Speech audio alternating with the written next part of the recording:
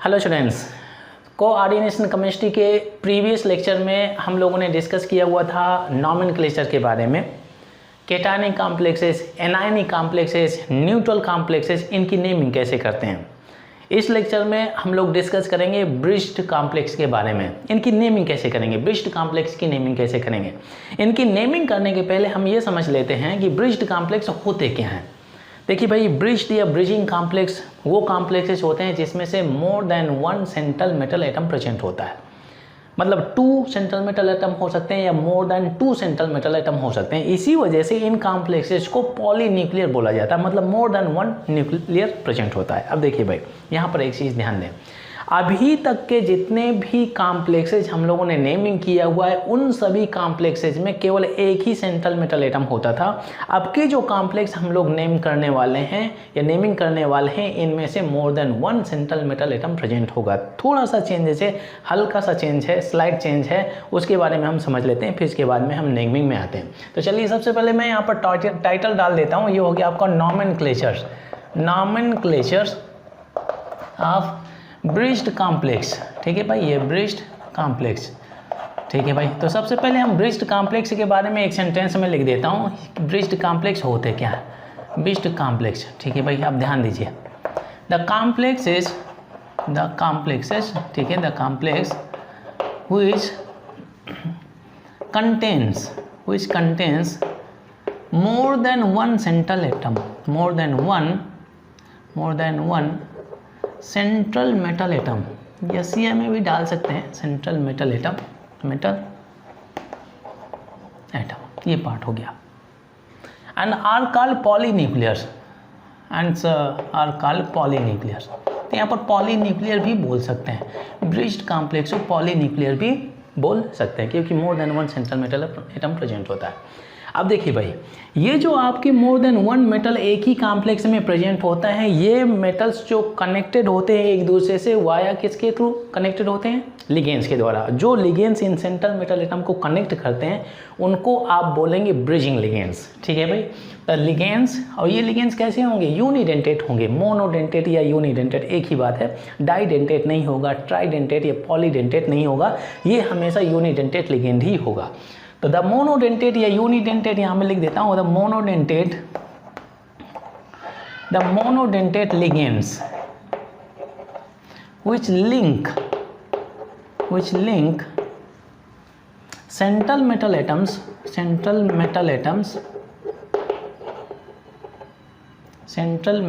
atoms are called bridging या bridged ligands. Bridging बोल देते हैं, ब्रिजिंग लिगेंड्स, ये पार्ट हो गया। ठीक है भाई, ब्रिजिंग लिगेंड्स, एक ही सेंटेंस हो गया। एक और थर्ड इंफॉर्मेशन, ये जो थर्ड इंफॉर्मेशन मैं यूज करने वाला हूँ यहाँ पर, जो लिखने वाला हूँ, तो इसका इस्तेमाल करेंगे आप जब इनकी नॉमेनक्लेचर करेंगे। ठीक है, अब देखिए भाई, द ब्रिज्ड लिगेंड्स या these ligands I am talking about these ligands, bridging ligands. ठीक है भाई, these ligands are separated from the rest of the complex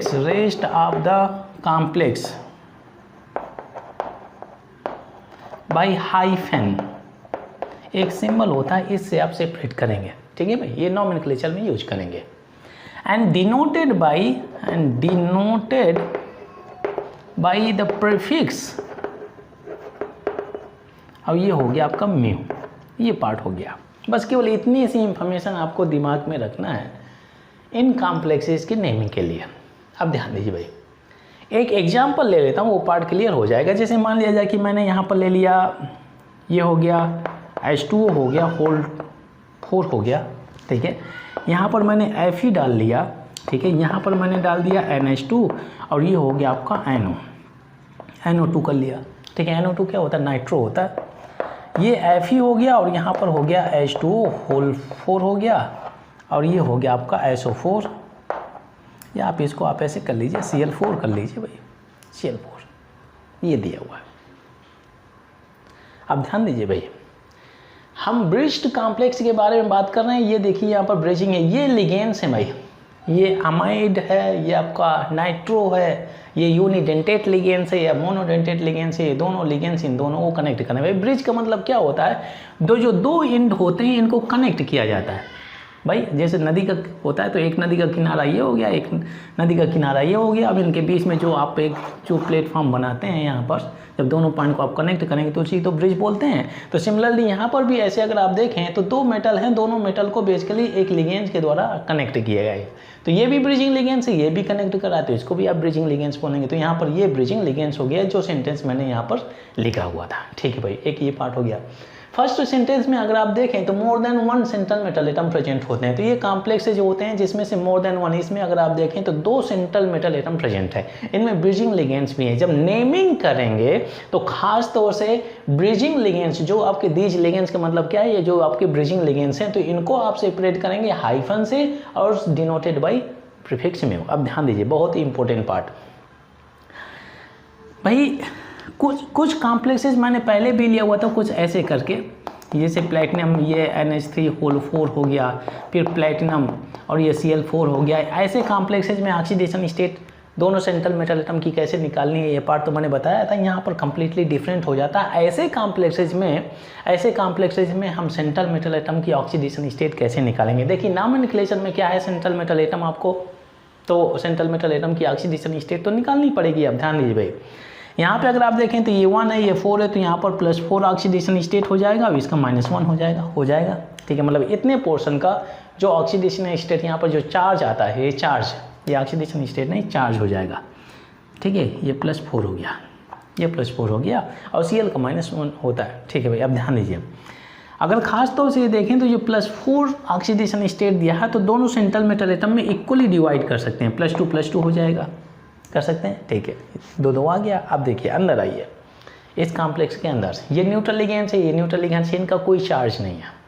इसमें अगर आप देखें जो आपका एमाइड ये -1 चार्ज होता है, इसका NO2 इसका भी -1 चार्ज होता है। ठीक है भाई, तो टोटल चार्ज कितना हो गया -2। अब देखिए भाई, नेगेटिव चार्ज का मतलब क्या होता है, gain of electron. Positive charge का मतलब क्या होता है, लॉस ऑफ इलेक्ट्रॉन। ठीक है ना भाई, तो अब देखिए अगर मैं +4 के बारे में बात करूँ तो जब इसकी ऑक्सीडेशन स्टेट निकालेंगे तो इक्वल टू +4 होगा।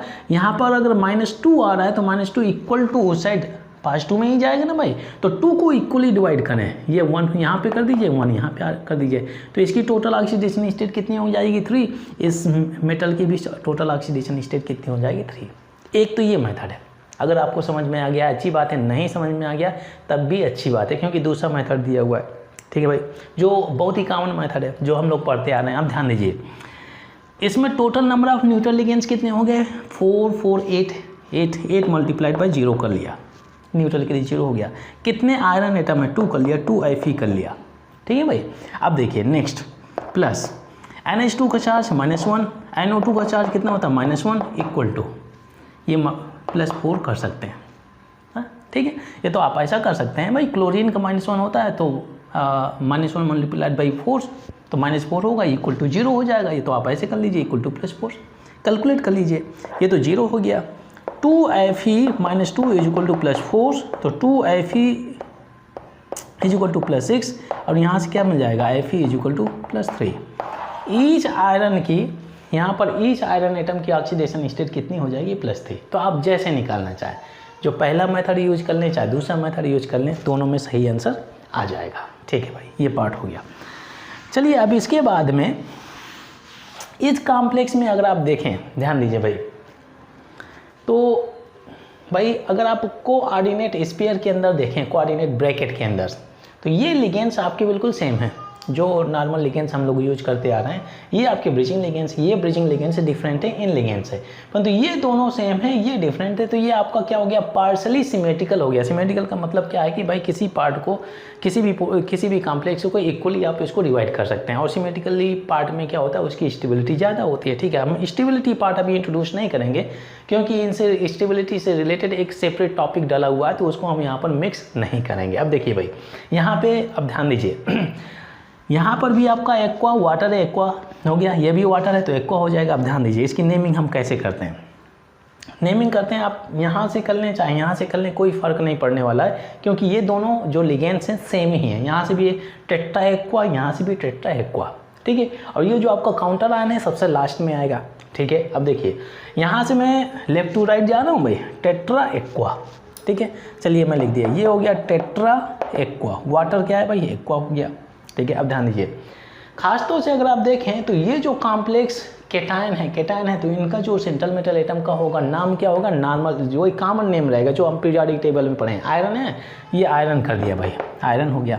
इसकी ऑक्सीडेशन स्टेट कितनी है भाई, 3 हो गया। तो रोमन नंबर में आप यूज करेंगे जो मेथड हम लोगों ने सीखा हुआ है। अब जाइए यहाँ पर, ये दिए हैं आपके ब्रिजिंग लिगेंड्स। इन ब्रिजिंग लिगेंड्स के बारे में मैंने लिखा हुआ है last sentence, they are separated from the rest of the complex by hyphen, ये आपका हाइफेन दिया हुआ है, and that denoted by prefix. मतलब है कि जब कभी भी आप इनकी नेमिंग करेंगे, इनकी पहले आपको यूज करना हाइफेन देन म्यू, बस केवल यही मतलब है। इस सेंटेंस का मतलब केवल यही है, जब कभी भी आप ब्रिजिंग लिगेंड्स की नेमिंग करेंगे उनके पहले आपको ये यूज करना है, ताकि उनकी नेमिंग इन नेमिंग से सेपरेट हो जाए, मिक्स ना हो, वो अलग आप आइडेंटिफाई कर सके, क्योंकि यहाँ भी लिगेंड है यहाँ भी लिगेंड है, दोनों मिक्स ना हो जाए, ठीक है भाई। तो ये हमें ये बताएगा, ये सिंबल ये हमें बताएगा कि यहाँ पर जो नेमिंग आ रही है वो ब्रिजिंग लिगेंड्स के नेमिंग दिया हुआ है, ठीक है भाई। अब देखिए ये भी आपका एक लिगेंड है, ब्रिजिंग लिगेंड, ये भी आपका, ठीक है। तो इसमें अगर आप देखें तो ये अमाइन होगा, ठीक है। अमाइन तो भाई अमोनिया का हो जाता है, तो ये क्या हो जाएगा, ये अमाइड होता है, तो इसका कॉम्प्लेक्स में नेमिंग क्या हो जाएगा, अमाइडो, ठीक है। अमाइड हो गया। तो starting from A alphabetical order follow करेंगे ना, मोर देन 1 लिगेंड दिया है। और ये क्या हो गया आपका, नाइट्रो दिया हुआ है, ये नाइट्रो, तो कॉमन नेम और कॉम्प्लेक्स में इसका सेम नेम ही रहता है। तो ये ए से स्टार्ट हो रहा है, ये आपका एन से स्टार्ट हो रहा है, तो अल्फ़ाबेटिकल ऑर्डर के हिसाब से हमें इसकी नेमिंग सबसे पहले करेंगे, ठीक है भाई। तो ये क्या हो जाएगा भाई, ये हाइफन म्यू, और ये हो गया आपका अमाइडो हो गया। अब इसके बाद में अब दूसरा जो लिगेंड्स है ब्रिजिंग लिगेंड्स, इसके पहले भी हम यूज करेंगे ये हाइफन म्यू, और आपका हो जाएगा, क्या हो जाएगा भाई, ये नाइट्रो यूज कर लेंगे, ये नाइट्रो हो गया बस, ठीक है। अब इसके बाद में ये पोर्शन रह गया। अभी तक अगर आप देखें तो यहाँ तक हम इतना नेमिंग कंप्लीट कर चुके हैं, ठीक है भाई। अब ध्यान दीजिए, अब ऐसा नहीं कि इसकी नेमिंग इसकी नेमिंग फिर ऐसे नहीं, यहाँ पे अगर आप देखें तो मेटल पहले आ रहा है फिर इसके बाद में लिगेंड आ रहा है। तो परंतु जो हम अगर नॉमेनक्लेचर के मेथड के बारे में बात करें तो हम सबसे पहले लिगेंड्स की नेमिंग करते हैं, फिर इसके बाद में लास्ट में मेटल की नेमिंग करते हैं। तो आप लिगेंड्स की नेमिंग करिए, जो मेथड है भाई, चाहे हम इसमें फॉलो करें चाहे इसमें फॉलो करें, सबसे पहले लिगेंड्स की नेमिंग। तो यहाँ पर फिर से हो जाएगा आपका टेट्रा एक्वा, टेट्रा, और ये एक्वा हो गया, ठीक है। और फिर आयरन, और इसकी ऑक्सीडेशन स्टेट कितनी हो जाती है, 3, दोनों की ऑक्सीडेशन स्टेट हो गई, तो 3 मेंशन कर दिया। अब ये आपका मैंने बताया था कि काउंटर आयन में ये कितना नंबर दिया, इससे कुछ लेना देना नहीं है। यहाँ पर जो आपका आयन दिया कॉमन आयन डालेंगे, क्लोराइड सॉरी, ये हो गया आपका क्लोराइड। लीजिए नेमिंग कंप्लीट हो जाती है। मतलब है कि अगर इसकी नेमिंग की बात करें तो क्या हो जाएगा, टेट्रा एक्वा आयरन 3, और ये आपका हाइफन म्यू हो जाएगा, और amido then hyphen mu nitro tetra aqua iron 3 chloride, जी इसकी नेमिंग हो जाती है, ठीक है भाई। अच्छा सॉरी, इसमें अगर आप ध्यान दें, इसका एक तो ये नेम हो गया भाई, इसका तो एक ये नेम हो गया, एक और नेम हो सकता है, ठीक है, इसका एक और नेम हो सकता है। दूसरा पार्ट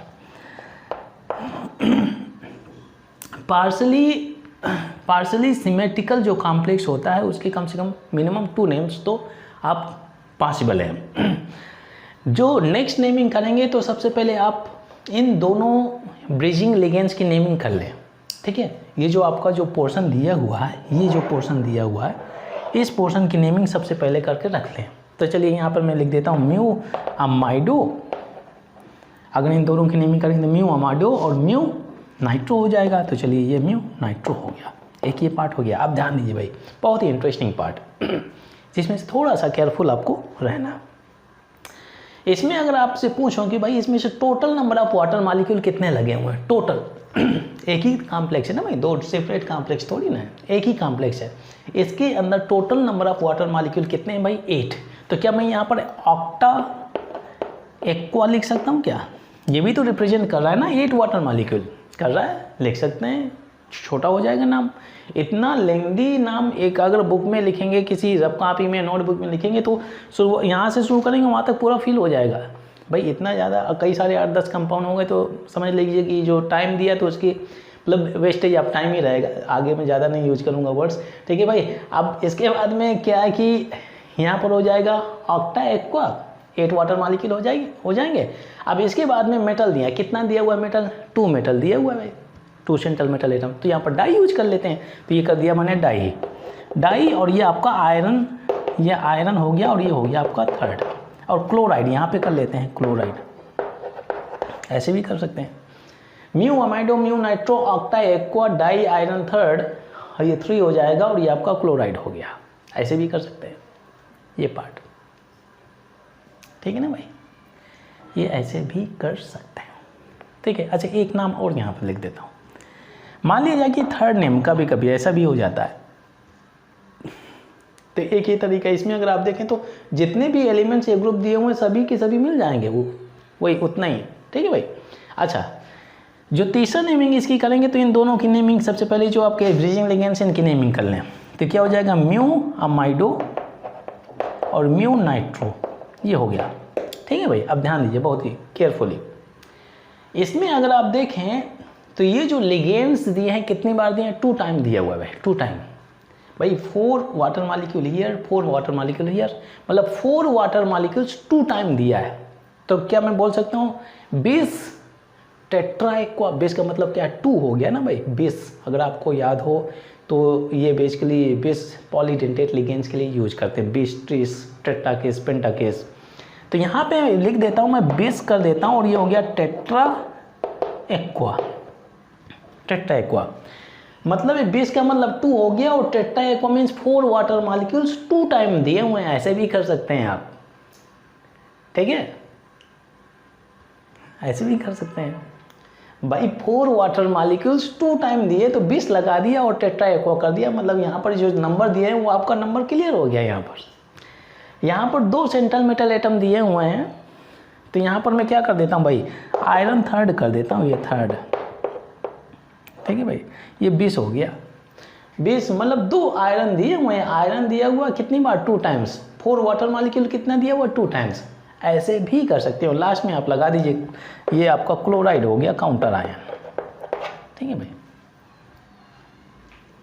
तो काफ़ी ज़्यादा यहाँ पर कुछ कचरा दिख रहा है आप लोगों को, परंतु नेमिंग में अगर आप देखें तो कॉन्सेप्ट बहुत ही सिंपल है, बस इधर उधर घुमा करके ऐसे भी पॉसिबल है भाई। ये नेमिंग का मतलब क्या है कि नेमिंग से हमें ये समझ में आना चाहिए कि भाई किसी कॉम्प्लेक्स में कितने लिगेंड्स दिए हैं, कितने सेंट्रल मेटल एटम है, उनकी ऑक्सीडेशन स्टेट क्या है, वो सारा का सारा पार्ट यहाँ से भी मिल जाएगा, यहाँ से भी मिल जाएगा, यहाँ से भी मिल जाएगा, तो तीनों नाम आप यूज कर सकते हैं। चलिए कुछ और एग्जाम्पल मैं ले लेता हूँ और प्रैक्टिस के तौर पर हम देखते हैं नेमिंग कैसे करते हैं।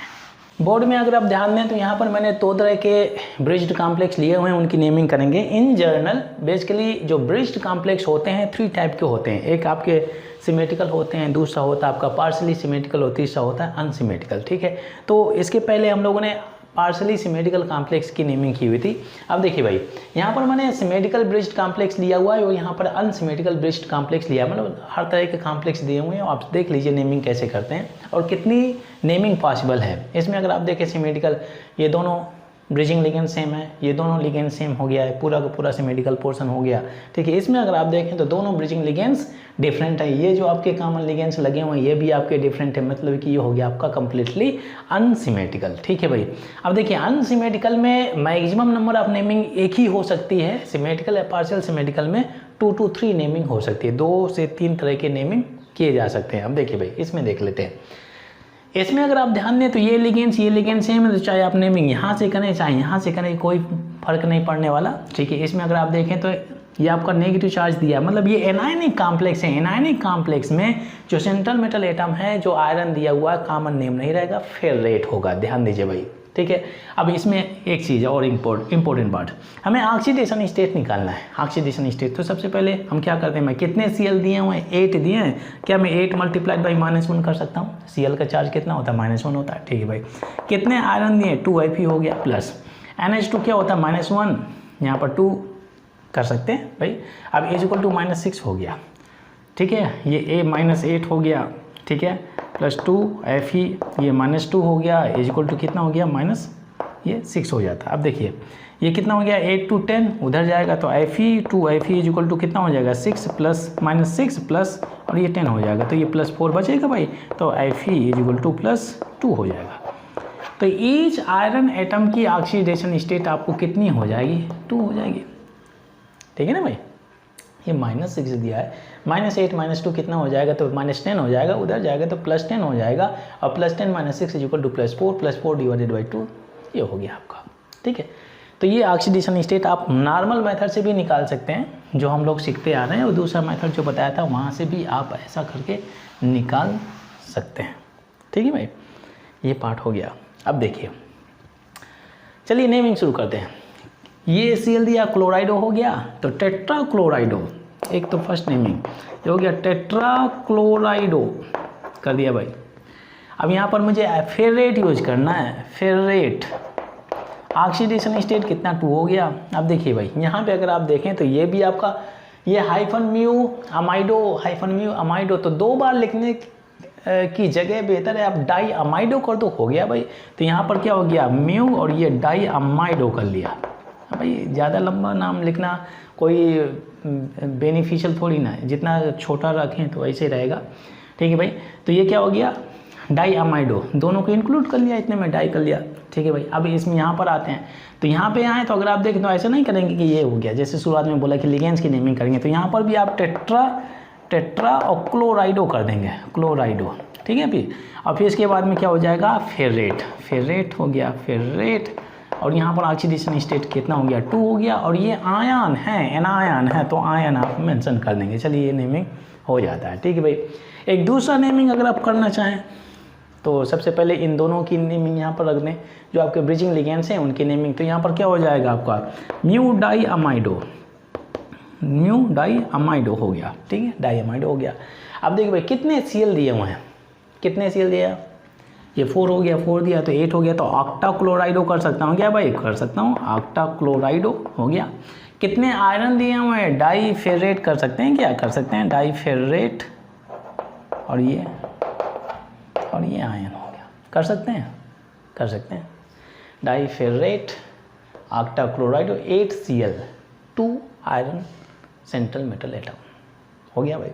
एक तीसरा कर सकते हैं जो थर्ड नेम है, जो 20 लगा करके भाई म्यू या डाई अमाइडो हो गया भाई। आप ध्यान दीजिए यहाँ पे जो Cl4 दिया है कितने टाइम दिया, 2 टाइम दिया है, तो 20 कर दीजिए यहाँ पर 20, और ये हो गया आपका टेट्रा क्लोराइडो। मतलब ये Cl4 20 Cl4 2 टाइम दिया है तो टोटल कितना हो गया भाई 8 Cl। ये भी तो रिप्रेजेंट कर रहा है, एक ही बात, ये पोर्शन रिप्रेजेंट कर रहा है ऑक्टा क्लोराइडो को, ठीक है भाई। इसमें भी कितने Cl हैं, टेट्रा क्लोराइडो 2 बार लिख दिया, उसको छोटा करते जा रहे हैं और छोटा कर दिया यहाँ पर, ठीक है। अब यहाँ पर 2 हैं तो यहाँ पर केवल फेरेट ही लिखेंगे, फेरेट, और ये आपका सेकेंड, और ये आयन कर लेंगे, ऐसे कर सकते हैं, ठीक है भाई, ऐसे कर दिया।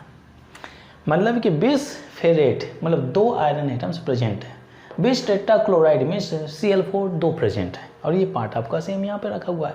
तो ऐसे आप नेमिंग कर सकते हैं, बहुत ही आसान है, बहुत ही ईजिली आप इनकी नेमिंग कर सकते हैं। चलिए इसमें आते हैं भाई अनसिमेट्रिकल में अगर आप देखें तो आप देखिए भाई यहाँ पर आपको ऑक्सीडेशन स्टेट निकालना, सबसे पहले आपको यहाँ पे ध्यान देना कि आपका कैटायनिक कॉम्प्लेक्स है, मतलब इसमें से फेरेट नहीं यूज करेंगे, common name of central metal atom iron ही रहेगा, ठीक है भाई। अब देखिए इसमें अगर आप देखें तो ये H2O है, और इसमें आपका क्या है NH3 है, ये अमाइन है, और ये आपका एक्वा है। तो इसकी नेमिंग सबसे पहले करेंगे AM और AQ अल्फ़ाबेटिकल आर्डर में मुझे नेमिंग ऐसे करना पड़ेगा, राइट टू लेफ्ट, ठीक है ना भाई। ऐसा नहीं कर सकते दोनों साइड से कहीं से नेमिंग कर दिया, इनमें लिगेंड्स आपके सेम हो गए तो कहीं से नेमिंग कर सकते हैं, तो ये चीज़ आपको केयरफुल रखना है, ठीक है भाई।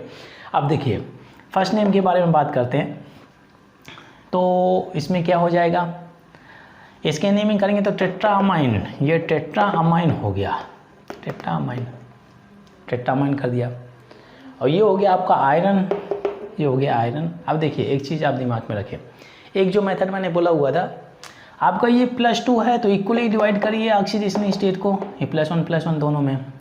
ये -1 है, y -1 है, तो टोटल कितना हो गया -2। अगर उधर जाएगा तो +2 में चला जाएगा, तो +2 को भी इक्वल डिवाइड करिए +1 में, तो दोनों में आयरन की ऑक्सीडेशन स्टेट कितनी रहेगी भाई, +2 रहेगी।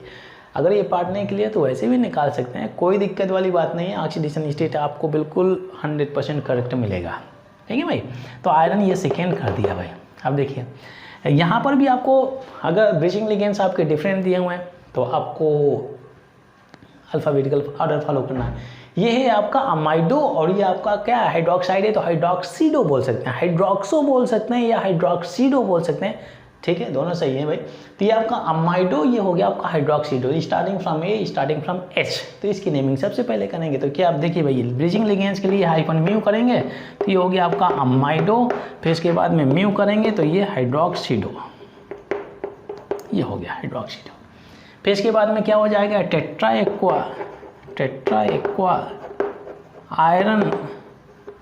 आयरन हो गया, और ऑक्सीडेशन स्टेट कितना हो गया 2 हो गया। कहाँ आयन मेंशन करना पड़ेगा, लीजिए आयन मेंशन कर दिया, ठीक है भाई। ये दोनों सेम नहीं तो ऐसा नहीं ऑक्टा नहीं कर सकते हैं, 20 नहीं यूज कर सकते हैं, केवल एक ही नेम पॉसिबल है अनसिमेट्रिकल ब्रीच्ड कॉम्प्लेक्स में। तो देखिए नेमिंग में अगर आप देखें तो कभी कंफ्यूज ना हो कोई, ये सबसे पहले ये आइडेंटिफाई करें कॉम्प्लेक्स किस तरह का दिया है। ब्रीच्ड कॉम्प्लेक्स सिमेट्रिकल दिया है तो उसमें से 2-3 नेम पॉसिबल हो सकते हैं, पार्शली सिमेट्रिकल कॉम्प्लेक्स दिया है उसमें भी नेमिंग पॉसिबल हो सकती है, 1-2-3 नेमिंग पॉसिबल हो सकती है। अनसिमेट्रिकल में केवल एक ही रहेगा, ठीक है भाई। ये पार्ट थोड़ा सा मुश्किल हो जाएगा जब आपको ये क्वेश्चन में दे दिया जाए।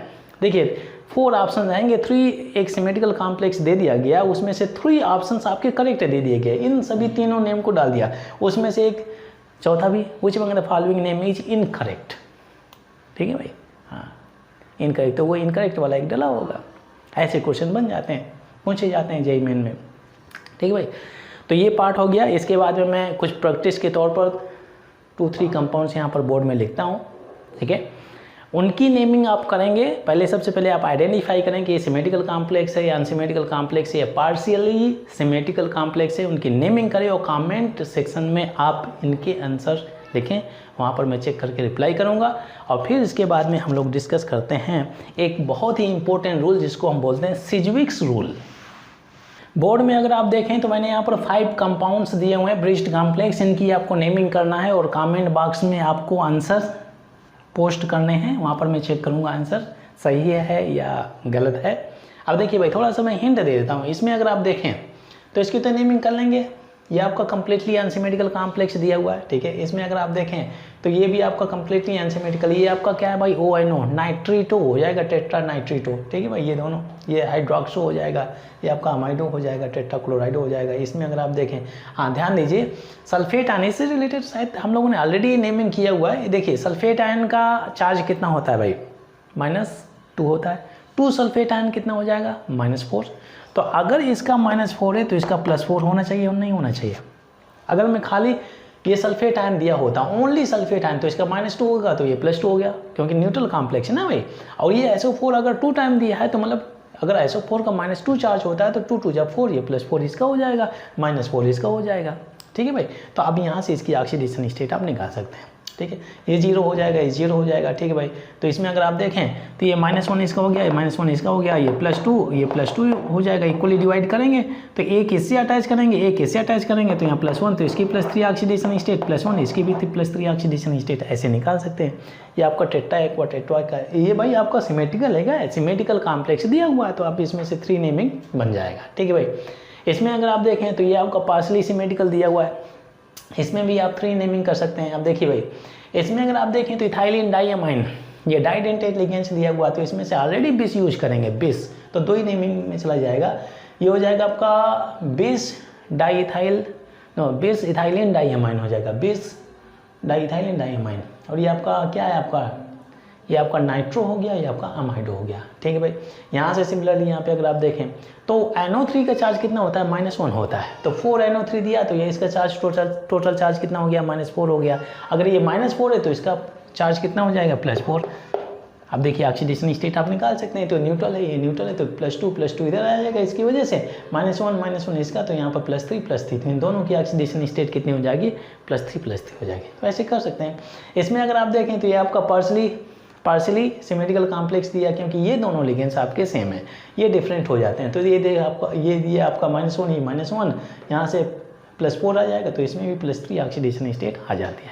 तो इस तरह से इन कॉम्प्लेक्स की नेमिंग कर लेंगे और प्रैक्टिस हो जाएगा। अब चलिए इसके बाद में हम लोग बातचीत करते हैं सिज्विक्स रूल के बारे में। बहुत ही इंपॉर्टेंट रूल है, बहुत ही इंटरेस्टिंग इन्फॉर्मेशन है। आई बिलीव यहाँ से क्वेश्चन भी पूछे जा चुके हैं, अब डिस्कस करेंगे कैसे क्वेश्चन पूछे जा चुके हैं। तो सिज्विक्स रूल को इफेक्टिव एटॉमिक नंबर के नाम से भी जाना जाता है, ठीक है। तो इसको इफेक्टिव एटॉमिक नंबर्स रूल भी बोलते हैं। नेक्स्ट है इफेक्टिव एटॉमिक नंबर रूल। यहाँ पे मैं लिख देता हूँ इफेक्टिव एटॉमिक नंबर रूल, और इसे आप बोल सकते हैं EAN रूल, ठीक है यार। इसको आप बोल सकते हैं सिज्विक इनर्ट गैस रूल, ये होता है भाई, ठीक है, एक ही बात है। अब देखिए भाई, इफेक्टिव एटॉमिक नंबर के बारे में थोड़ी इंफॉर्मेशन कलेक्ट कर लेते हैं। देखिए, the complex in which effective atomic numbers, ठीक है, इसके ये कैसे कैलकुलेट करेंगे ये डेफिनेशन लिखने के बाद में मैं बताता हूँ एक फार्मूला, ठीक है। The complex in which effective atomic number EAN of central metal atom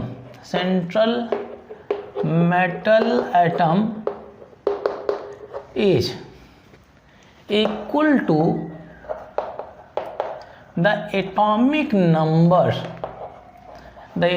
number of the next inert gas या नोबल गैस, कुछ भी डाल सकते हैं, ठीक है। Is equal to the atomic number of next inert gas is said to follow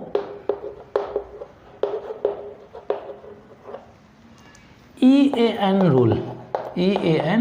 rule, ठीक है।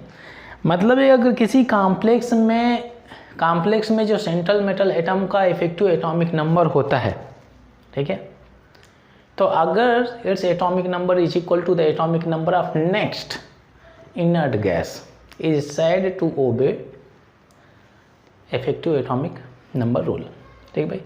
इफेक्टिव एटॉमिक नंबर्स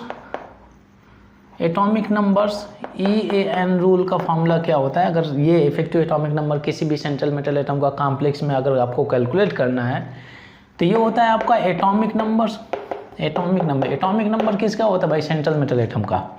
यहाँ पे रहेगा प्लस या माइनस बेस्ड ऑन लॉस और गेन ऑफ इलेक्ट्रॉन, और ये रहेगा आपका oxidation number +2 multiplied by coordination number. Coordination number कैसे कैलकुलेट करना, ये पार्ट हम लोगों ने ऑलरेडी सीखा हुआ है, ठीक है। कोऑर्डिनेशन नंबर क्या होता है? नंबर ऑफ कोऑर्डिनेट बॉन्ड, ठीक है भाई। ये फार्मूला होता है, ये फार्मूला यूज करके आप इफेक्टिव एटॉमिक नंबर कैलकुलेट कर सकते हैं, ठीक है। अच्छा भाई, यहाँ पे एक चीज़ लिख देता हूँ। इनर्ट गैसेज आप लोगों ने देखा होगा, helium, neon, argon, krypton, xenon और रेडॉन। ये होता है 2, 10, 18, 36, 54 और 86, ठीक है। ऐसे रहता है ये नंबर, ठीक है।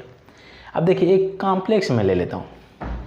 मान लीजिए कि मैंने यहाँ पर ले लिया Cu और ये NH3 हो गया, और यहाँ पर मैं ले लिया +2 चार्ज, ठीक है। अब मुझे ये डिटरमिन करना कि वेदर ये कंपाउंड आपका effective atomic number rule follow करता है नहीं करता है, ठीक है।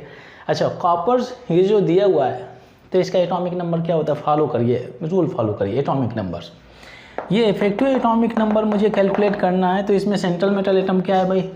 Cu है, इसका क्या हो गया? एटॉमिक नंबर 29 हो गया। अब देखिए भाई, यहाँ पे अगर कॉपर की ऑक्सीडेशन स्टेट निकालें तो न्यूट्रल लिगेंड हो गया तो 0 हो जाएगा, तो इक्वल टू 2 रहेगा, तो इसकी ऑक्सीडेशन स्टेट कितनी रहेगी? +2। अब देखिए इसके ऊपर +2 चार्ज है। +2 का मतलब क्या होता है? +2 चार्ज, अगर कोई भी एलिमेंट के ऊपर अगर पॉजिटिव चार्ज दिया है तो इसका मतलब क्या होता है? लॉस ऑफ इलेक्ट्रॉन होता है। मैथमेटिक्स में आप लोगों ने देखा होगा कि लॉस के लिए हम नेगेटिव और गेन के लिए हम पॉजिटिव का साइन यूज करते हैं। सिंस ये इलेक्ट्रॉन्स कितने लूज कर रहा है भाई? 2 इलेक्ट्रॉन्स लूज कर रहा है तो मैं यहाँ पर -2 लिखूँगा, ठीक है, इस पोर्शन के लिए। अगर गेन हो रहा है तो पॉजिटिव यूज करेंगे, लॉस हो रहा है तो नेगेटिव यूज करेंगे, बस इसी वजह से मैंने ये सिंबल लगाया हुआ है। कुछ ऐसे कॉम्प्लेक्सेस है जिसमें से लॉस भी होता है, लॉस तो हो ही रहा है, गेन भी होता है, ठीक है भाई, ये पार्ट हो गया। अब इसके बाद में प्लस दिया हुआ है 2 मल्टीप्लाइड बाई कोऑर्डिनेशन नंबर कितना हो गया भाई, कितना कोऑर्डिनेशन नंबर हो गया, कितने लिगेंड्स दिए हुए हैं, यूनिडेंटेड लिगेंड्स, यहाँ पर कितना है 4 दिया है तो यहाँ पर 4 कर दीजिए, ठीक है भाई, 4 लिगेंड्स अटैच हैं सेंट्रल मेटल एटम से, कैलकुलेट कर लीजिए। तो यहाँ पर कितना हो जाएगा 27 हो जाएगा, 4 2 जा 8 हो गया और यहाँ पर 35 वैल्यू आ जाती है, 35। अब देखिए भाई इसका एटॉमिक नंबर कितना है 29 और इसका जो नेक्स्ट नोबेल गैस का एटॉमिक नंबर होगा कितना होगा 36 होगा। मतलब है कि अगर 18 के बाद में क्या होगा, आगे आने वाला जो नंबर होगा ये इन दोनों के बीच में का 29 यहाँ कहीं पड़ रहा होगा। अब इसका जो नेक्स्ट नोबेल गैस एलिमेंट का एटॉमिक नंबर क्या होगा 36। अगर 36 आ जाता, अगर इसका इफेक्टिव एटॉमिक नंबर 36 आ जाता तो हम बोल सकते थे कि भाई ये कॉम्प्लेक्स इफेक्टिव एटॉमिक नंबर के रूल को फॉलो कर रहा है। ये चीज़ हम बाद में डिस्कस करेंगे, क्यों फॉलो करना चाहिए क्यों नहीं फॉलो करना चाहिए, ये पार्ट तो हम बाद में डिस्कस करेंगे। पहले हम ये चीज़ क्लियर कर लेते हैं कि भाई ये फॉलो कर रहा है नहीं कर रहा है, ठीक है। तो यही पार्ट लिखा है कि if the effective atomic number of central metal atom is equal to the atomic number of the next inert gas is said to obey the effective atomic number rule. अच्छा, इससे एक और कंपाउंड से ले लेता हूँ। जैसे यहाँ पर मैंने Cr ले लिया और CO6 ले लिया, ये कंपाउंड दिया हुआ है, ठीक है भाई। इसमें अगर आप देखें तो इफेक्टिव एटॉमिक नंबर अगर मैं ले लेता हूँ, इफेक्टिव एटॉमिक नंबर, ठीक है भाई, इफेक्टिव एटॉमिक नंबर, तो इसमें भाई Cr का एटॉमिक नंबर कितना होता है 24, ठीक है। इसमें आप ऑक्सीडेशन स्टेट ऑफ Cr निकालिए क्रोमियम की, तो ये तो न्यूट्रल लिगैंड है, ये भी न्यूट्रल है, तो यहाँ पर 0 रहेगा। तो यहाँ पर आपका क्या करेंगे, तो ±0 रहेगा, तो इस पोर्शन को मैं हटा ही देता हूँ, कुछ लेना देना नहीं है, ±0, ठीक है। अब इसके बाद में 2 मल्टीप्लाइड बाई कोऑर्डिनेशन नंबर, कितना कोऑर्डिनेशन नंबर है भाई 6, तो 2 मल्टीप्लाइड बाई 6 कर दीजिए। तो यहाँ पर 24 + 12 = 36। अब बताइए भाई Cr का एटॉमिक नंबर 24 है, इसका नेक्स्ट नोबेल गैस एलिमेंट होगा उसका एटॉमिक नंबर कितना होगा 36। क्या ये मैच कर रहा है, यस मैच कर रहा है। तो ये जो कंपाउंड है इफेक्टिव एटॉमिक नंबर रूल को फॉलो कर रहा है, EAN को फॉलो कर रहा है, ये EAN के रूल को फॉलो नहीं कर रहा है, ठीक है भाई। अब एक चीज़ समझ लेते हैं, इनको क्यों फॉलो करना चाहिए क्यों नहीं फॉलो करना चाहिए। तो basically effective atomic number rule होता क्या है इसके बारे में हम डिस्कस कर लेते हैं, ठीक है भाई। अब देखिए इफेक्टिव एटॉमिक नंबर को आपको बिल्कुल या कतई स्टेबिलिटी से रिलेट मत करें। स्टेबिलिटी से क्यों, कभी कभी ऐसा कन्फ्यूजन हो जाता है भाई कि हम लोगों ने सीखा हुआ है इन जनरल, कन्फ्यूजन क्या है, बहुत कॉमन सी बात है। हम लोगों ने सीखा हुआ है कि इन जनरल अगर किसी भी एलिमेंट का अगर outermost shell completely fill होते हैं या उसका एटॉमिक नंबर पहुंच जाता है equal to atomic number of inert gas, तो स्टेबल मोड में चला जाएगा। तो कभी भी आपको EAN रूल को स्टेबिलिटी से रिलेट नहीं करना है, ठीक है। EAN रूल का जो एप्लीकेशन है इसको यूज किया जाता है टू डिटरमिन द ऑक्सीडेशन या reduction tendency of the complex, ठीक है भाई। ऑक्सीडेशन रिडक्शन का मतलब क्या है कि वो कॉम्प्लेक्स इलेक्ट्रॉन लेना चाहता है या गेन करना चाहता है, और कितने इलेक्ट्रॉन ये लूज करना चाहता है, कितना इलेक्ट्रॉन्स ये गेन करना चाहता है। चलिए इस पार्ट को हम समझ लेते हैं। देखिए EAN rule is not related to the stability of the complex, but is used to determine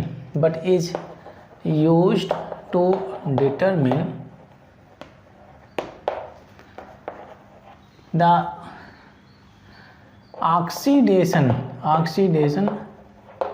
are the reduction tendency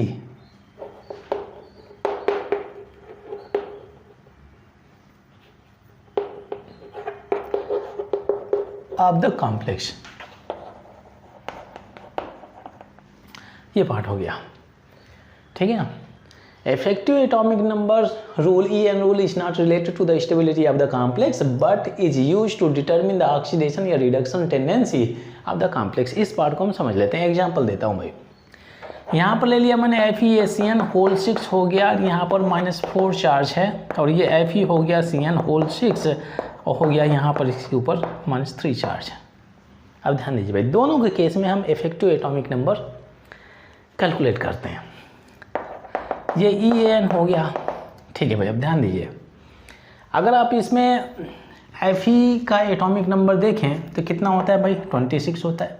rule apply करिए, क्या होता है, atomic number plus minus oxidation number plus 2 multiplied by coordination number, ठीक है। Fe central metal atom का atomic number कितना हो गया, 26। अगर इसकी आप ऑक्सीडेशन स्टेट निकालना चाहें तो कितना होगा भाई, CN क्या होता है, -1 तो -6 हो गया, इक्वल टू -4 तो -6 से उधर जाएगा तो -4 + 6, इसकी ऑक्सीडेशन स्टेट कितनी होगी, +2। मतलब ये 2 इलेक्ट्रॉन लूज कर रहा है, लॉस ऑफ इलेक्ट्रॉन -2 कर देंगे, गेन ऑफ इलेक्ट्रॉन +2 कर देते, ठीक है भाई। प्लस फिर इसके बाद में 2 मल्टीप्लाइड बाई कोऑर्डिनेशन नंबर, कितना कोऑर्डिनेशन नंबर होगा भाई, 6, क्योंकि 6 लिगेंड्स अटैच हैं किससे, सेंट्रल मेटल एटम से, ठीक है। अब कैलकुलेट करिए, 24 हो जाएगा, ये 6 2 ये 12 में यहाँ पर 36 आ गया। तो ये जो कॉम्प्लेक्स है आपका इफेक्टिव एटॉमिक नंबर को, रूल को ओबे कर रहा है।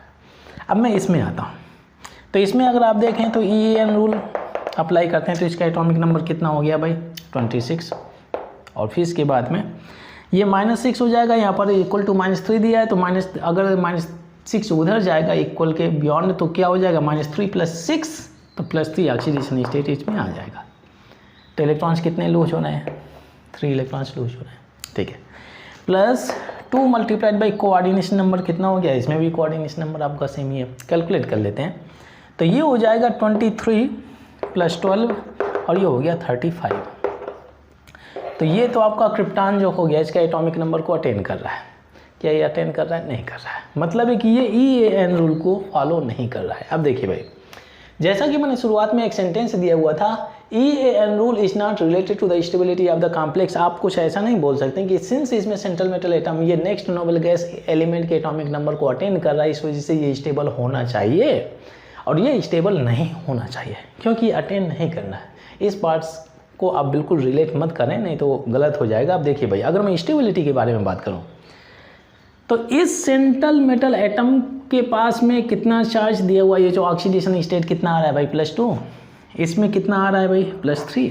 तो बेसिकली इसका चार्ज ज़्यादा है, इसका चार्ज कम है, ये तो डिफरेंस आ रहा है ना भाई समझ में। इससे कुछ लेना देना नहीं। आप यहाँ पर देखिए सेंट्रल मेटल एटम का, सेंट्रल मेटल एटम का ये चार्ज दिया है, इसका +3 है और ये इसका +2 है। चार्ज किस में ज़्यादा है, इसमें चार्ज ज़्यादा है भाई। जहाँ पे ज़्यादा चार्ज होगा वहाँ पर अट्रैक्शन ज़्यादा होगा, और जहाँ पर अट्रैक्शन ज़्यादा होगा वहाँ पर स्टेबिलिटी ज़्यादा हो जाएगी। अब देखिए वो रूल हो गया ना भाई। देखिए अब ये देखिए अपोजिट में चला गया। पहले तो अगर इन नंबर से देखेंगे तो ये स्टेबल होना चाहिए, परंतु यहाँ पर चार्ज ज़्यादा है तो इसमें अट्रैक्शन ज़्यादा होगा, अट्रैक्शन ज़्यादा होगा तो क्या होगा भाई, स्टेबिलिटी ऑफ दिस कॉम्प्लेक्स, यहाँ पर स्टेबिलिटी इसकी ज़्यादा होगी, स्टेबिलिटी इसकी कम हो जाएगी। तो यही पार्ट मैंने यहाँ पे लिखा हुआ है, इफेक्टिव एटॉमिक नंबर रूल आपको स्टेबिलिटी से रिलेट नहीं करना है। अब देखिए भाई सेकेंड पॉइंट जो मैंने दिया हुआ है, but is used to determine the oxidation या रिडक्शन टेंडेंसी। तो अब देखिए भाई यहाँ पे अगर आप देखें, अगर मैं सोडियम ले लेता हूँ, सोडियम, तो इसका एटॉमिक नंबर कितना होता है, 11 होता है, तो इसको 2 8 1। अभी इसको लेकर के क्या बता सकते हैं कि ये कितने इलेक्ट्रॉन लूज कर सकता है, यस 1 इलेक्ट्रॉन लूज कर सकता है, क्योंकि फिर ये चला जाएगा कि इसका जो नेक्स्ट इसका जो क्या है भाई, ये नोबल गैस एलिमेंट का एटॉमिक नंबर अटेन कर लेगा, तो फिर इसके बाद में इलेक्ट्रॉन लूज करेगा नहीं ना गेन करेगा, तो 2 8 हो जाएगा, 10 किसका नियान का चला जाएगा। सिमिलरली इसमें अगर आप देखें, ये जो दिया हुआ है, हाँ इसमें अगर आप देखें, ठीक है, आप ध्यान दीजिए भाई, मैं कॉम्प्लेक्स ले लेता हूँ, ये हो गया ये Fe, ठीक है, और ये CN6, ये हो गया 3 Fe और CN6 और ये हो गया -4। इसमें ये शो कर रहा है +3 ऑक्सीडेशन स्टेट, इसमें शो कर रहा है +2 ऑक्सीडेशन स्टेट। ठीक है, इसका 36 EAN, इसका 35 EAN। अब ध्यान दीजिए, तो मतलब है कि 36 पहुंचने के लिए ये क्या शो करेगा भाई, इलेक्ट्रॉन गेन करेगा, एक इलेक्ट्रॉन गेन कर लेगा। अगर एक इलेक्ट्रॉन गेन कर लेगा तो इसकी भी +2 ऑक्सीडेशन, मतलब है कि ये पोर्शन इसमें ये कन्वर्ट हो जाएगा। क्या शो करेगा भाई, अगर इलेक्ट्रॉन्स लेफ्ट साइड अटैच हैं तो क्या रिडक्शन है ऑक्सीडेशन, ये रिडक्शन है। तो बेसिकली EN रूल से आप ये डिटरमिन कर सकते हैं कि एक कॉम्प्लेक्स रिडक्शन शो करेगा, गेन ऑफ इलेक्ट्रॉन करेगा, ये लॉस ऑफ इलेक्ट्रॉन करेगा। ठीक है ना भाई, अपने next inert gas atomic number तक पहुंचने के लिए। ठीक है भाई, तो ये पार्ट हो गया, तो ये चीज़ आप दिमाग में रखें।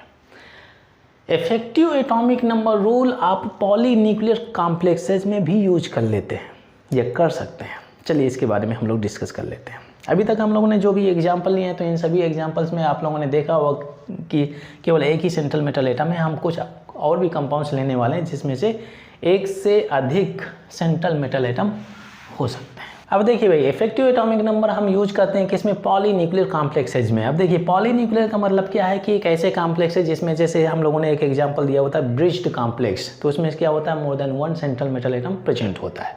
ठीक है भाई, यहाँ पर भी अगर आप देखें तो पॉलीन्यूक्लियर का मतलब क्या है कि more than 1 central metal atom होगा। इसमें कितने सेंट्रल मेटल एटम दिया हुआ है, कोबाल्ट 2 कोबाल्ट दिया है, इसमें कितना Mn2 दिया हुआ है। ये आपका नहीं रहेगा पॉलीन्यूक्लियर, एक ही क्योंकि सेंट्रल मेटल एटम दिया है, ये हो जाएगा पॉलीन्यूक्लियर क्योंकि इसमें 3 सेंट्रल मेटल एटम दिए हुए हैं, 3 मेटल दिया हुआ है। ठीक है भाई, चलिए इनमें देख लेते हैं कैसे करते हैं।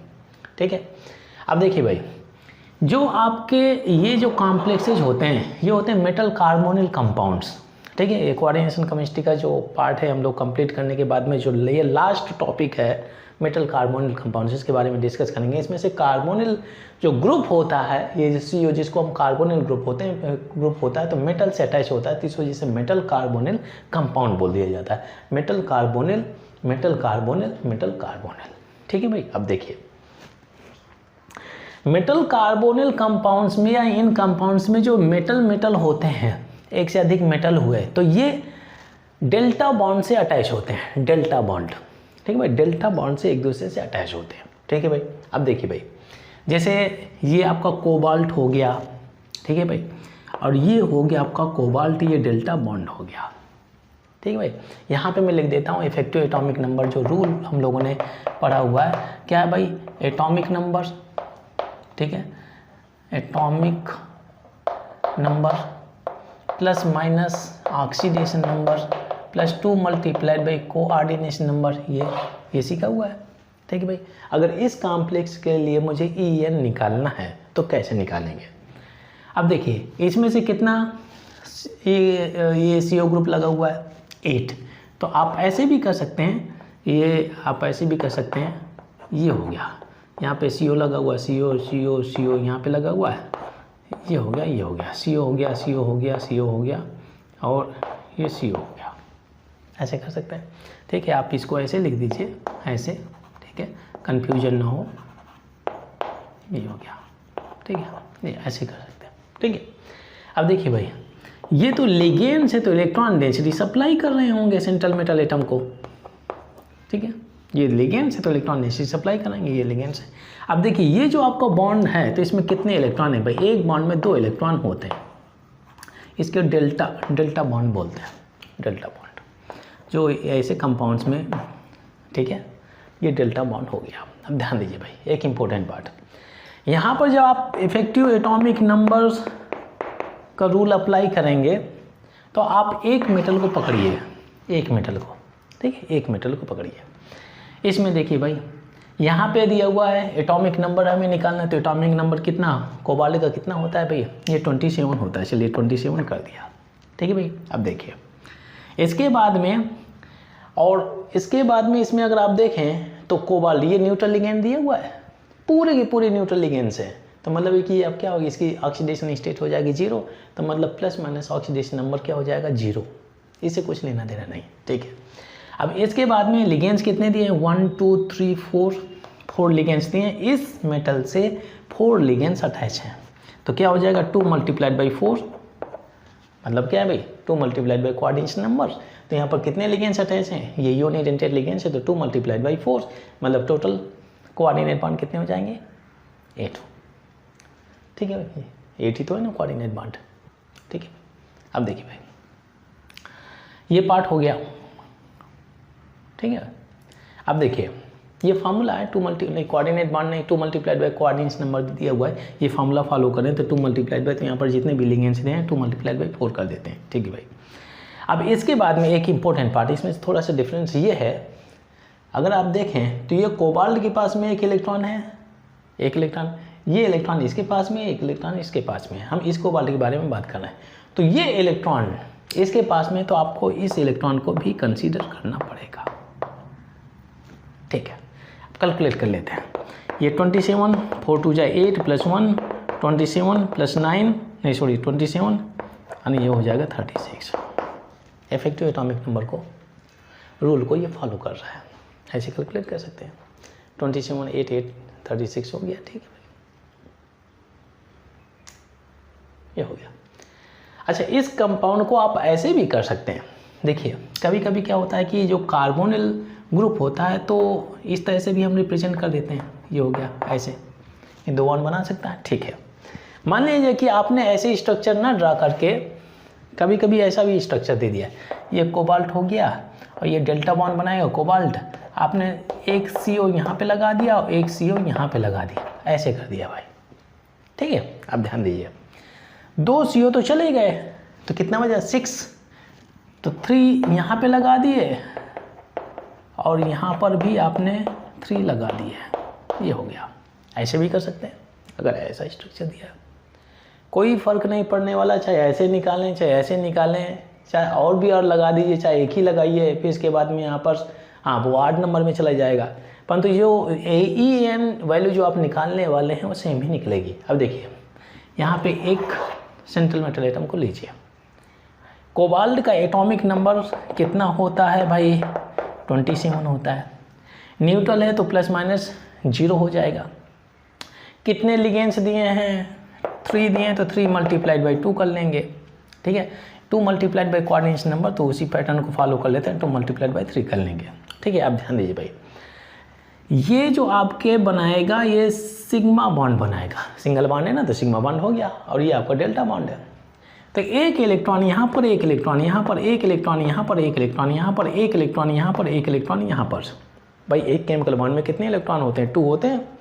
तो अब देखिए कोबाल्ट के पास में कितने इलेक्ट्रॉन्स हो गए 1 2 3 हो गए ना भाई, ये इलेक्ट्रॉन्स ये इलेक्ट्रॉन्स ये इलेक्ट्रॉन्स 3 कर लीजिए आप, ये हो गया 27, ये 6 + 3 और ये हो जाएगा 30 और 36, लीजिए वही आ गया ना भाई। तो आप चाहे ऐसे निकाल लें ऐसे निकाल लें, कहीं कंफ्यूज हो जाए कि कहीं ऐसा स्ट्रक्चर हो तो क्या करें वैसा स्ट्रक्चर हो तो क्या करें, तो इसका कोई फ़र्क नहीं होने वाला है, आपको आंसर बिल्कुल सेम ही आ जाएगा। चलिए हम सेकेंड कंपाउंड के बारे में बात करते हैं, ये भी आपका पॉलीन्यूक्लियर कॉम्प्लेक्स है, मेटल कार्बोनिल कंपाउंड। ये जो आपका Mn दिया हुआ है, ठीक है, लीजिए मैंने आपका डेल्टा बॉन्ड से दोनों को कनेक्ट कर दिया, ठीक है, मेटल मेटल एक दूसरे से कनेक्ट होंगे। इसमें से आपने ऐसे भी कर सकते हैं CO CO CO CO ये CO, यहाँ से भी आप ऐसे भी कर सकते हैं, ये CO CO CO CO या CO, ठीक है भाई। अब देखिए यहाँ पे हो गया है एक इलेक्ट्रॉन से एक इलेक्ट्रॉन यहाँ पे हो गया। इफेक्टिव एटॉमिक नंबर अगर आप कैलकुलेट करें तो एटॉमिक नंबर ऑफ Mn एक पोर्शन को लीजिए, ठीक है भाई, एक सेंट्रल मेटल एटम को, ये हो जाएगा 25 प्लस 2 मल्टीप्लाइड बाई 1 2 3 4 5 हो गया, एंड प्लस ये इलेक्ट्रॉन है ना भाई, एक इलेक्ट्रॉन यहाँ पे कर दिया 26 एंड प्लस 10 = 36, ऐसे हो गया, ठीक है भाई 36 हो गया। इफेक्टिव एटॉमिक नंबर्स रूल को EN रूल को यह फॉलो करेगा, ठीक है। अगर आप इसको ऐसे भी करना चाहें Mn, ये Mn यहाँ से COO यहाँ से COO और ये आपका 4 कर दिया CO CO CO CO CO calculate करिए वही सही आएगा। 1 इलेक्ट्रॉन, 2 इलेक्ट्रॉन, 3 इलेक्ट्रॉन्स। अगर आप इतना पोर्शन लेते हैं, ये इलेक्ट्रॉन हो गया, ये इलेक्ट्रॉन हो गया, ये इलेक्ट्रॉन हो गया, ये कितना हो जाएगा भाई 25। और ये 1 2 3 4 2 जा 8 और 25 8 कितना हो जाएगा भाई, ये हो जाएगा 33।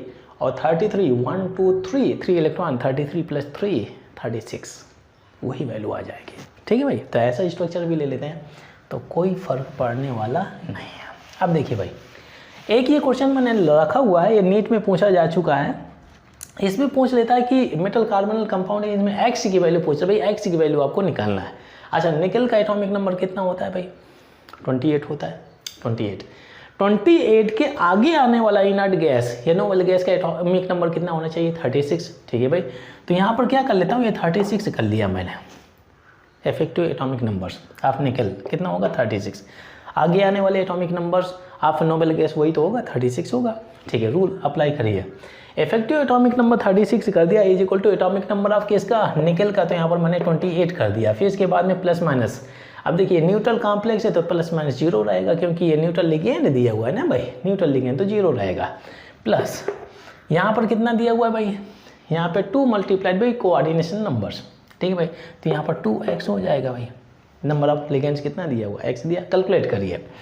तो ये इधर आ जाएगा तो कितना हो जाएगा, ये 36 - 28 इज इक्वल टू 2x हो जाएगा। ठीक है भाई, ये 6 हो जाएगा तो यहाँ पर 8 हो जाएगा, यहाँ पर 2x हो जाएगा, तो x इज इक्वल टू कितना हो जाएगा 4 हो जाएगा। ये हो गया भाई, x की वैल्यू कितनी होगी 4 हो जाएगी। ये हो गया, x की वैल्यू यहाँ पर हो जाएगी 4। ऐसे आप निकाल सकते हैं।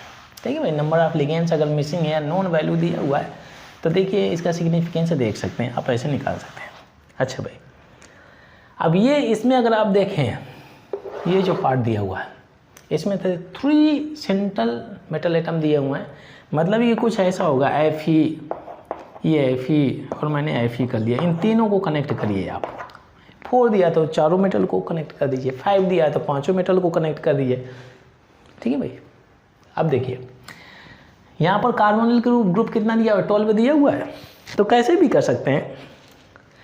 अब यहाँ पर चाहे इससे हर एक से 4 अटैच करेंगे, ऐसा भी कर सकते हैं, सेम ही आंसर आएगा।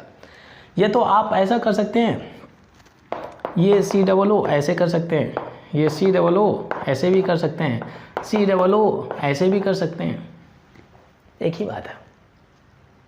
ठीक है भाई, कितना हो गया 1 2 3 9 बचा, तो 3 कर दीजिए हर एक से, ऐसे भी कर सकते हैं। CO नहीं, यहाँ पे नहीं रहेगा भाई, AC हो गया, CO हो गया, CO हो गया, CO हो गया, CO हो सकता है, ऐसे कर सकते हैं। ये तो आप Fe ये Fe हो गया, ऐसे कर सकते हैं। कितना हो गया, तो 4 आ जाएगा भाई, CO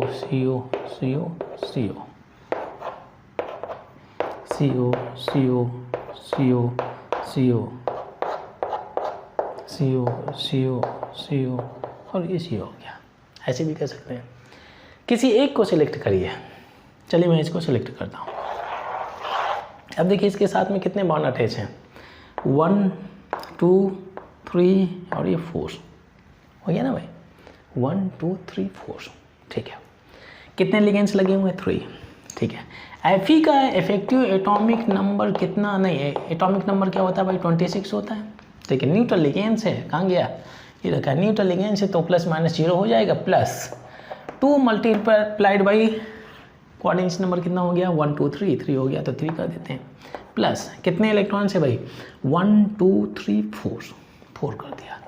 यहाँ पर 26 4 कितना हो जाएगा 30 कर देते हैं, और प्लस 3 2 6, ये 36 आ गया। लीजिए EN रूल को ये फॉलो कर रहा है, ऐसे इसका निकाल लीजिए, ऐसे इसका निकाल लीजिए, ये हो जाएगा। अब इसके बाद में चाहे इसमें अगर आप जाएं, एक को सिलेक्ट करिए। ठीक है भाई, इसमें ये एक इलेक्ट्रॉन यहाँ हो गया, तो हो जाएगा 26 प्लस 1 2 3 4 मल्टीप्लाइड बाई 2 प्लस 2 करेंगे, 1 2 हो गया ना भाई, तो यहाँ पर कितना हो गया 26 प्लस 2 प्लस 8 और ये 36, यहाँ भी 36 आ गया। ऐसे भी कर सकते हैं। मतलब कि ऐसे कंपाउंड से एक चीज़ बहुत क्लियर हो गई होगी, चाहे 2 मेटल दिए हों चाहे 5 मेटल दिए हों, सभी को कनेक्ट करके किस तरह का भी स्ट्रक्चर दिया है आप निकालेंगे इफेक्टिव एटॉमिक नंबर को के रूल को ये सेटिस्फाई करेगा। ठीक है ना भाई। अगर ये 36 आ रहा है तो मतलब कि it does not have tendency to lose और गेन इलेक्ट्रॉन्स, ना तो ऑक्सीडेशन शो करना चाहता है ना तो रिडक्शन शो करना चाहता है। ये पार्ट हो गया। ठीक है भाई। तो ये बहुत ही इंपॉर्टेंट पार्ट है इफेक्टिव एटॉमिक नंबर्स, बहुत ही इजी पार्ट भी है। आई होप आप लोगों को समझ में आ गया होगा। नेक्स्ट लेक्चर में हम लोग डिस्कस करेंगे बॉन्डिंग्स इन कोऑर्डिनेट कंपाउंड्स। तो बेसिकली ये बॉन्डिंग के बारे में समझने के लिए बेसिकली हम लोगों के पास में 3 थेरीज हैं। एक वर्नर्स थेरी हो गया, एक वैलेंस बॉन्ड थेरी हो गया और एक क्रिस्टल फील्ड थेरी हो गया। तो इन थेरीज के बारे में हम लोग डिटेल में डिस्कस करेंगे।